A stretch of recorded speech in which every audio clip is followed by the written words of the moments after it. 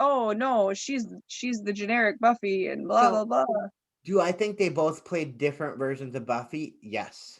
Do I Of course. like Do I them think both? one was better? Yes. Yeah. Do I like Yes. them both as Buffy? Yes, for the purpose of their stories. Yeah. Yeah. Definitely for the purpose of the stories. Yeah. But if I have to choose, I mean, it's Sarah Michelle Gellar all the way. Oh yeah. Oh well. Yeah.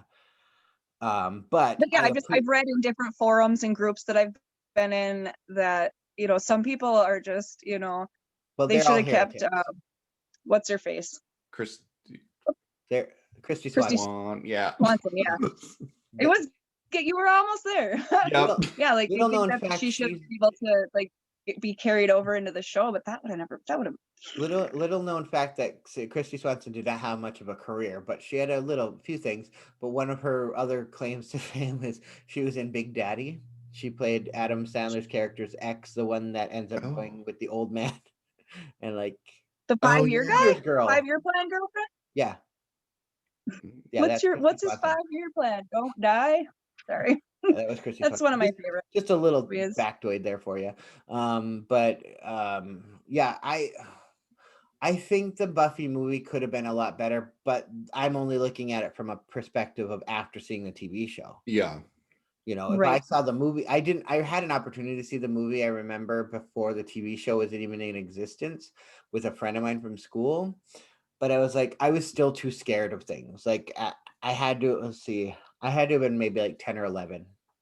Like when I had the opportunity to see Buffy the Vampire Slayer, because it came out in 1993, so it was pretty new.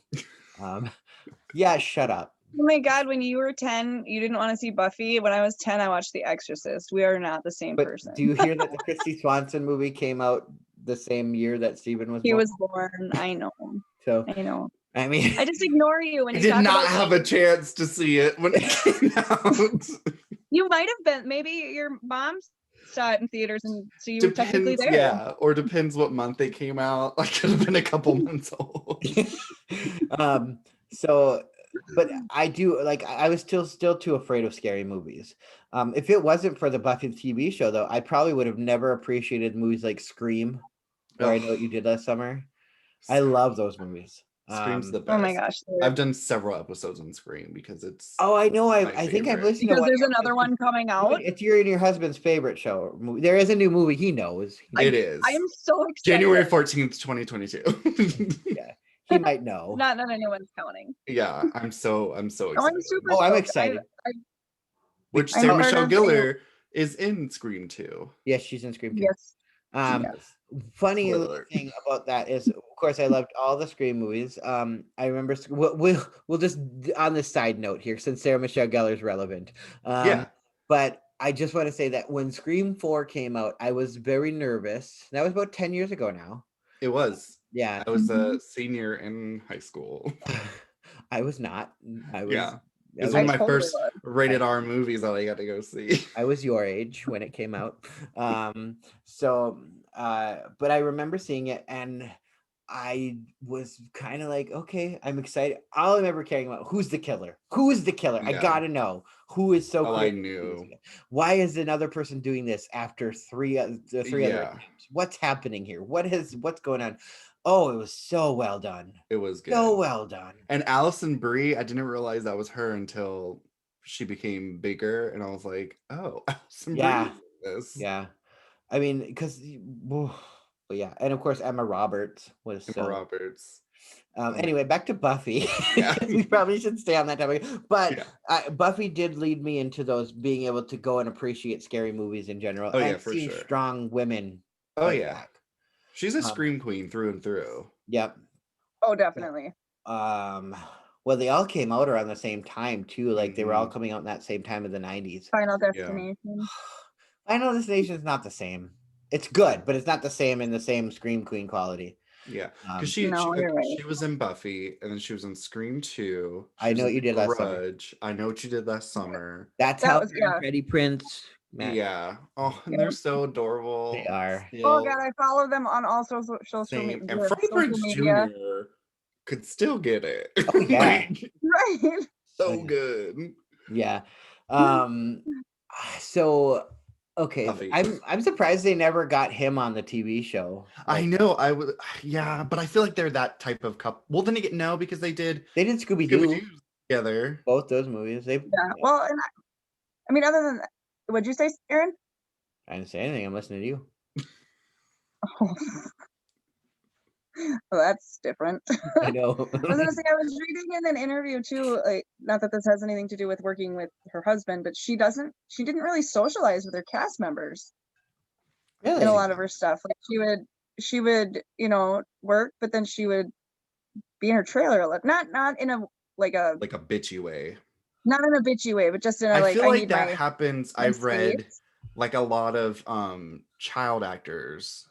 They go one of the two ways, like Lindsay Lohan on drugs, or they're like very professional from an age. Yeah. Like, and she was young, so she was like, "This is my job." She took it serious. Yeah. So it didn't end up. But yeah, she was close with the cast members of Buffy, but in a different way than like the rest were.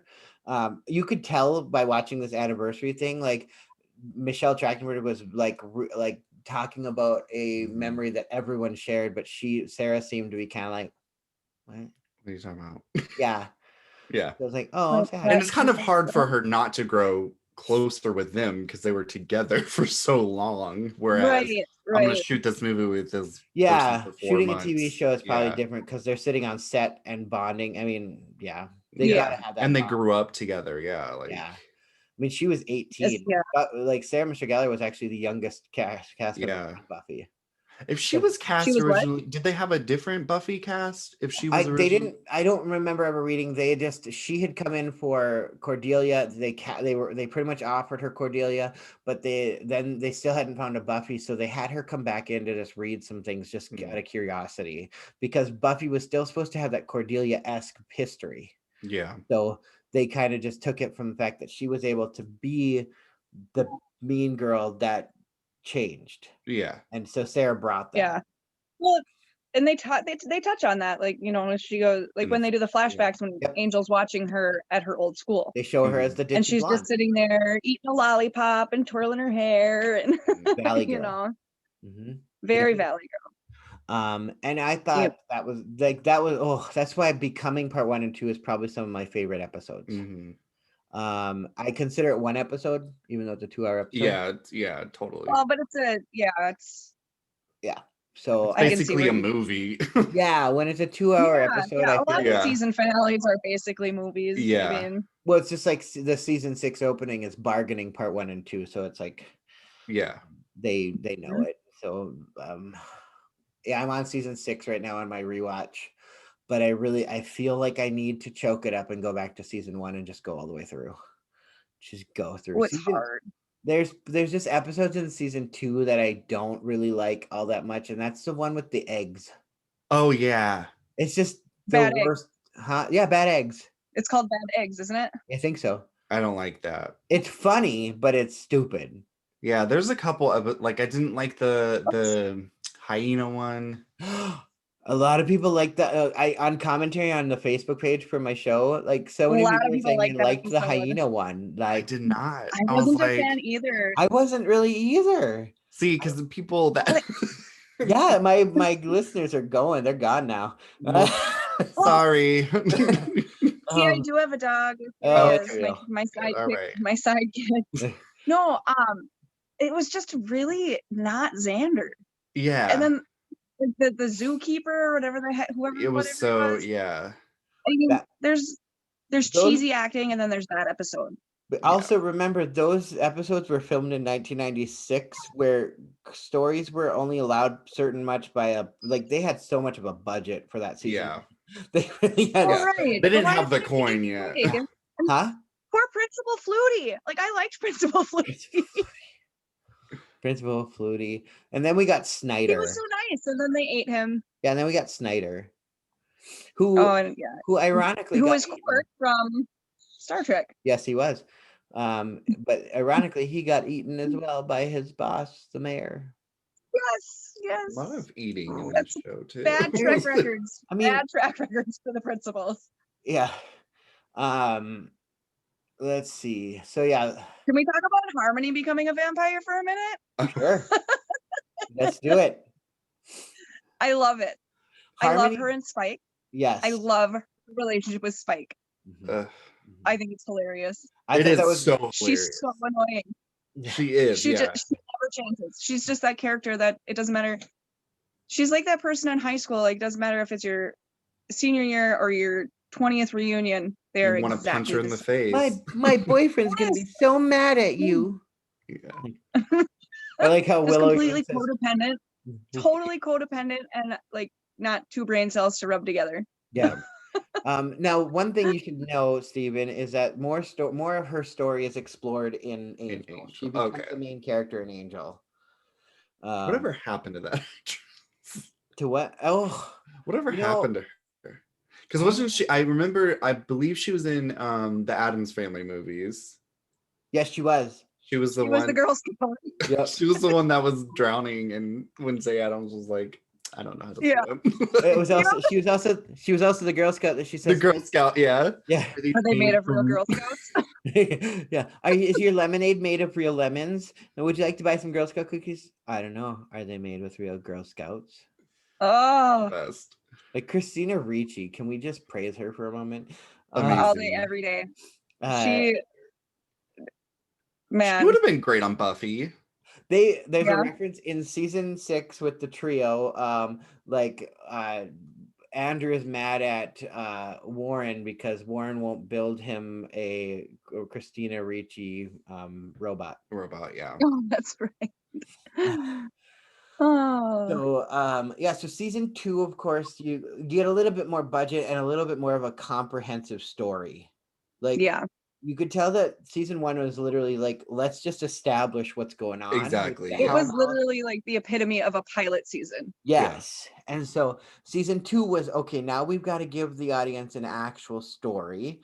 We're establishing this love story with Buffy and Angel. How can we destroy that? Oh, let's make him evil. Sex. Weird. Yeah. How's that for a message to teenagers? But that's my thing. Watching it as an adult, I'm like, literally the age difference is so bad. Right.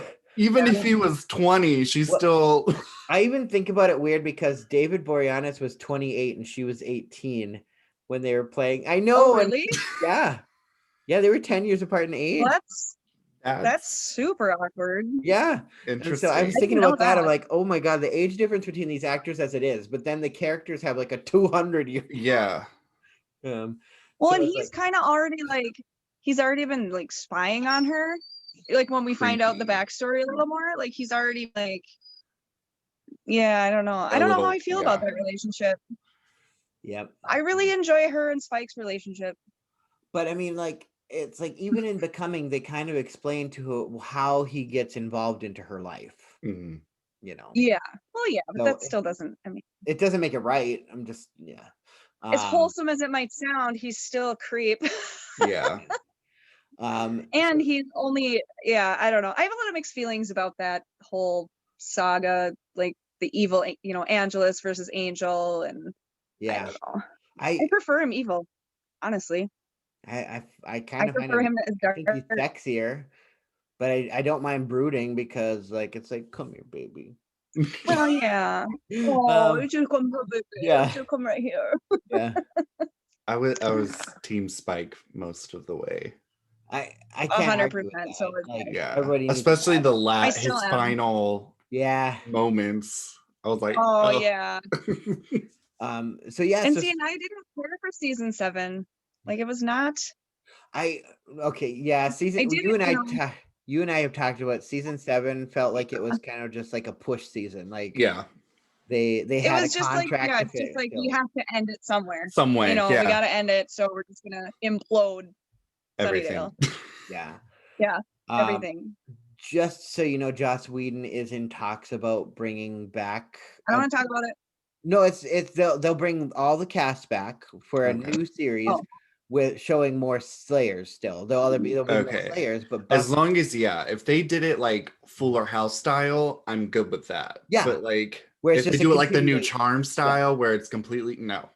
I do I'm with you on that. Like just like quick thing to the remake of Charmed. I do appreciate it. I do understand the the divide between it though, because I haven't given it a chance because the original charm is so iconic. You know what? And I respect your decision on that. I did give it a shot because I wanted to just be like, you know what? I'll see what's up. I might give it a shot. I think it's a great story, but I wish that they could have just been like, why can't you find a way for the original charmed ones to right?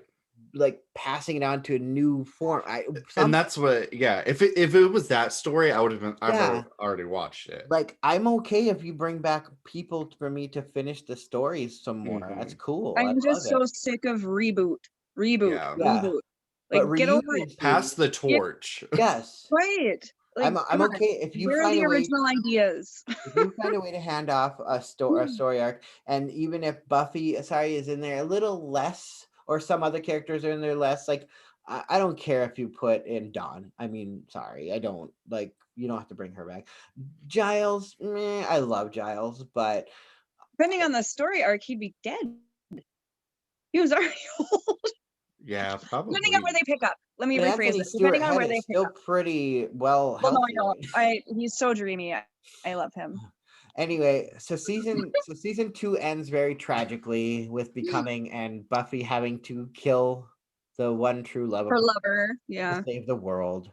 And so, and this is also where Mother has found out that she's a Slayer, and Mother does not appreciate it. Mother actually feels the same way that like some very conservative Christian parents feel about their children coming out gay, in the sense, and they really established that in that part where it was like, this was like, and this is why all of us gay boys were like attached to Buffy, because like, okay.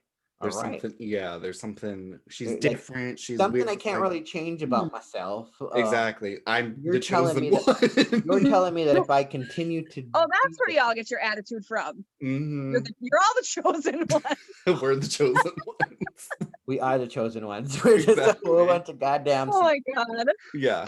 And the sassiness too. And because I will say that's one of the quotes that I put down from the season 2 finale, when Angel's like, no weapons, no friends, no hope. Take that all away, and what's left? And then Buffy catches the stone. She's like, me. Yes. And I'm like, all right. That's an empowering part, right? Oh, there. Yeah. That was another one of those parts where it's like, yes, queen. Like, exactly. If I would have been sassy gay boy back then, that was 8th grade. I mean, I was barely even a boy. But it was still, she just, what are you, stripped of all your everything? And she's like, no, I got this. Like, nah, bitch. Yeah. And because it was in that moment that she realized that he was gone. Oh yeah. Like, if he wasn't going to get the soul back, even though they were hoping, she had to end him, because the sword was out. Like, the ritual had begun. That she had to end him, because in the same context of Dawn being the key in season 5, only Angel's blood ending was going to end this monster from doing it. Yeah, a little bit of originality conflict there, but different concepts. Things that Buffy is like attached to, she has to kill. And the first time she kills him, she can't do it again. So in season 5, she just like offs herself instead. She's like, not again. I'm doing it myself this time. I'm gonna die for the 5th sacrifice. Time. That was a beautiful sacrifice. Beautiful sacrifice. It was. And then selfish assholes had to ruin it in season 6. Bring her back from heaven, like, oh, hey, we knew you were in hell. Yeah, that's where I was. Right. And that's about the story. Just get a beautiful music. Oh, oh my God, when Spike sees her fingers, it just like, oh my God, my heart, just even still, he's like, no, I know what this is. I know what happened here. He brought her back and she had to dig her way out. Like, I don't know, gives me chills. Oh yeah. Well, they wanted that for the dramatic effect of the show. They wanted her crying. Well, obviously, I mean, but they of course have to add that conflict of the fact that Willow's already guilty and about this whole thing. Yeah. And then there's so season 3, we see Buffy left Sunnydale at the end of season 2 very dramatically. Yep. She runs away and becomes Anne. Becomes Anne in LA, which that's what kind of set the tone for what Angel was going to be. That was kind of like their way of setting up the LA story. So like we said, because Angel was going to be going there after season 3 was over. Yeah, that's right. because they even set up that the girl that she helped in the that first episode that took her name later, Anne, or she was calling herself Lily, I think, in that one, and that was Yeah, yeah. well, before that, she was in that like weird vampire She was in the obsessed vampire cult. She called herself Chanterelle. Yes, that was it. Mushroom. Yes. But she yeah, so that girl took the name Anne after that episode, and we see her return a few times in Angel. So yes, yeah, she's very established in there. And I think they did really well with the crossovers until they went their separate ways. I thought the crossover episodes were done really well. Yeah. And if you do watch Angel, like some of the season 4 stuff makes a little more sense. It's because isn't it season 1, season 4? Yeah. And remember, I got to watch them while they were live. So like, if there was a crossover episode, it was advertised as Buffy and then Angel, and like they went hand in hand through the Tuesday night. Like it was like a 2-hour runoff. Yeah. Like Angel come to Buffy. It was an event. Yeah. And it was big deal. It was such a big deal. It was like, oh, we're gonna see him on both shows. What?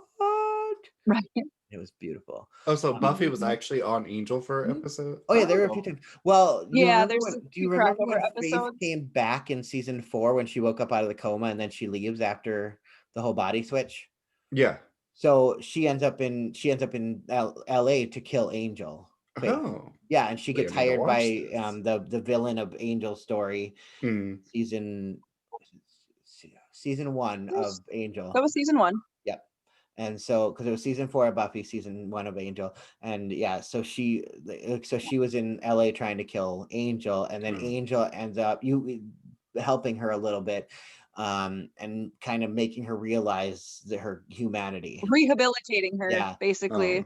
Yeah, so she goes to prison, doing Angel, doing what Angel does. We see Faith come back out of prison, in season 4 of Angel, when there's a big thing happening and they need a Slayer, so they get her out, and that's season 7 of Buffy. So that's how Faith ends up back with Buffy at the end of the series, and Willow brings back. Oh, that's so awesome. Yeah, so you'll have like really, I need to watch you don't have it. to watch it. I know. Yeah, no, it's really good. It is really good. Yeah. So you get to see how Faith. How about the body switch episode? That was awesome. I mean, it was brilliant. It was brilliant. Oh, yeah. It was a great way so that that both got to see each other's perspective. They got to see what was going on there, and Faith got to know what love was. Yeah, and so it was very interesting. Friendship and and so like you didn't know, and like you could see when Faith left after, she was like, she doesn't want to hurt Buffy anymore. Now she's more concerned. That's why she ends up in LA, and she's so conflicted, and she wants Angel to kill her. So so she's trying to angst him. And she's beating herself against the ground. Yeah. Because it's very powerful. So many emotions. So many emotions. I still can't watch. So that's season 4. I don't know. I'm getting ahead of myself. I was going to talk about season 5. Of what? When Joyce dies. Okay, no, season 4 is season 5 is when Joyce dies. No, I know that. I was jumping ahead because we're still on season 4. So we're kind of at season 3 where we got introduced to Faith and the dark side of it all, and how Faith kills a human. Turns her kind of like dark and stuff, and she realizes that she's not gonna be Buffy in the group. She wants to be as cool, like she's a Slayer. She just wants to fit in, but she's now isolated herself even more, and stuff, and. Yeah, so she just gives up on herself, and then craves that, it's like just that daddy issue thing, with the mayor. Like, Lisa, did you ever read the book Go Ask Malice? No. Okay, well, we talked about it before years ago. I don't even know if you remember this conversation, but I read a book. It was a Buffy book, and it was called Go Ask Malice, and you said, that kind of sounds like Go Ask Alice, which is a book you've read, and it's a popular book. But this was a book that was written in the Buffy universe. It was called Go Ask Malice, and it was Faith's origin. And it was, I need to read that. Oh, if I can find it, I'll get it for you. Okay. So it was really interesting to read that perspective of Faith's origin, because she of course came from like, trailer tracks or the trailer court kind of upbringing, and like very white trash. Let's just put it out there, very white trash. Yeah, abusive, I'm for lack of sure, a better term. So that was, and that was kind of seen in who she was, and yeah. So that was, I think if there was anything that I liked the most about season 3 was Faith. Mayor Wilkins was kind of like, okay, cool, you're funny, you're weird, and you're an antagonist, which that season was the season finale got pushed back a lot when it was first to be aired in 1999, because